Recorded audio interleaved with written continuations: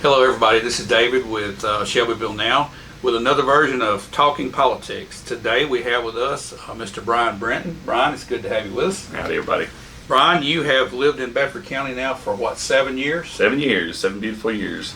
Alrighty, so I'm going to call you a newcomer since I've lived here for 58. Is that fair enough? That's totally fair. Okay, alrighty.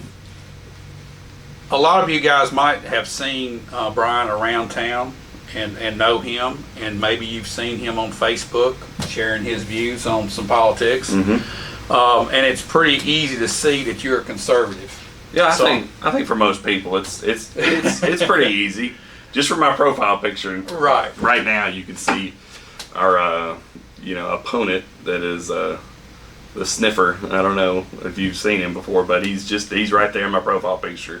So it's pretty easy to tell which side of the aisle I'm on. Okay, all right. So you I'm not going to say you lean right. I'm on the firmly right planted side. On the right side. All right. So you're conservative. So what does that mean? What does it mean to be a conservative in your viewpoint?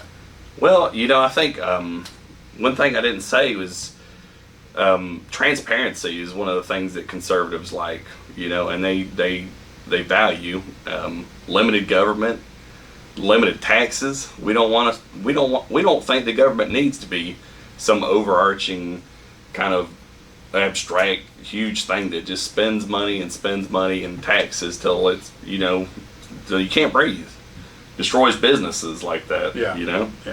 Look at Nashville right now. They are literally destroying themselves. Right. Because of their just rife with liberals all throughout their government. Every level of their government it has liberals in it, socialists even, so we don't want that in Bedford County, and that's just the opposite of what we want. We want small businesses like yourself to succeed, and we don't want high taxes. We don't want the government to do the majority of the things that it wishes it could.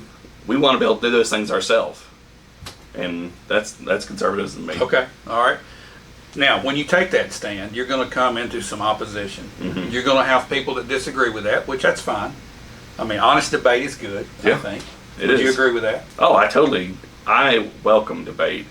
And I've said this before, that the left needs the right, that you don't want a one-party system. A one-party system looks like China. Something that it's if we didn't have America, there would be nothing but one-party systems around the world. We are the shining city on a hill that, what is it? Ronald Reagan, right? Yeah, absolutely. Yeah, he said that. We are the shining city on the hill. If America falls, there is no other place to go to. So we want to make sure that we keep that stand. Okay, so when you do take this stand, and you do come up against this, I mentioned honest debate. Yeah. A lot of that doesn't happen anymore, and you face certain battles that you have to go through, and you just recently experienced one of those. Yeah. Could you tell us a little bit about that and how that came about and how it ended, or has it ended? Just would you please share your story? Well, let me kind of do like a timeline of what happened. Somebody at my work, they said my work doesn't want to be involved with this at all, and I understand they don't want to be in the middle of something. Well, it didn't really have anything to do with that. It doesn't have anything to do with my work. It should have never had anything to do with my work. Anyway, so somebody at my work says, somebody said, you get on Facebook too much. And they know me at my job. They know I do my job. So they thought it was kind of weird, I would think, that anybody would say anything about me. I get my job done. That's not the point, though. An elected official, we're not going to say your name on this show, but elected official come to somebody at my job and said that I have been just getting on Facebook too much. And when you say that I've been getting on Facebook too much, that's my First Amendment right. Either she's trying to stop that, or maybe she's trying to interfere with elections, because it is election time, and she brings us up right before elections. So what I do is I go through the proper channels. I take her to the ethics committee. There is an ethics committee for the commission. They just made it, maybe even 2 months ago they made it. Well, they have a chairman on this committee, and this chairman has a known long-standing relationship with this commissioner. And in it's kind of laughable because it's just it's one of those things you hear and you're like, that can't be true. This is true. This all happened. They had a long-standing relationship. Well, he should have recused himself. He didn't do this. He didn't recuse himself. So we've got two unethical things happening involving the ethics committee and the commission, the county commission. First, this commissioner goes to a private citizen and either A, tries to get me reprimanded, or B, tries to get me fired. Now, neither one of those happened because my job knows me. And the thing is, the commission, what do you think this committee found? I don't know. They found no wrongdoing. Okay. She has the same First Amendment rights as me, is the way it said, the way that it read. And I agree with that. But the thing where she didn't, it was unethical that he didn't recuse himself, and that she was intentionally trying to get me, a private citizen. I'm not a politician right now. I'm not, but she was trying to get something done. So that's the wrong part, and that's what happened. Okay, so you went through all this because you were basically putting stuff on Facebook, sharing your views. Yeah. Okay. Yeah.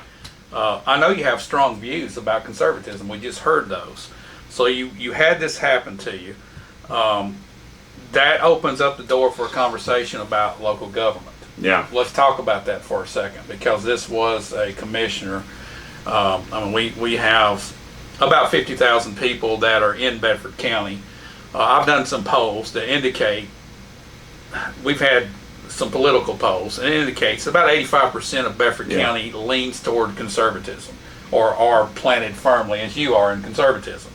These polls have just consistently done that over the past couple of years, indicate that. So we have, you would think, 85% conservative commissioners, councilmen, other elected officials that we have. You would think 85% of those would be. And I talk to them from time to time, and everyone I talk to says that they're conservative. Mm-hmm. But then when we get into the nuts and bolts of local politics, we say that might not be true. What do you feel like that we have a true representation? We're not. We're just not fairly represented, especially at the county commission level. So I'll say this. If you just look back at the Second Amendment resolution we tried to get passed, that should have been an easy pass. Should have been an easy pass with a county that has 85% conservatives as residents in this county. 85%. Just keep that number. Over 50% of the county commission is not. You are not fairly represented. You can't even get a Second Amendment resolution passed. If you just look at that, it's monstrous almost. Well, here's a question. When election time comes and we do elect commissioners, councilmen, or whatever, would it be fair to allow them to identify themselves as a liberal or a conservative, and they come right out and tell us what their beliefs are? It'd be the right thing to do.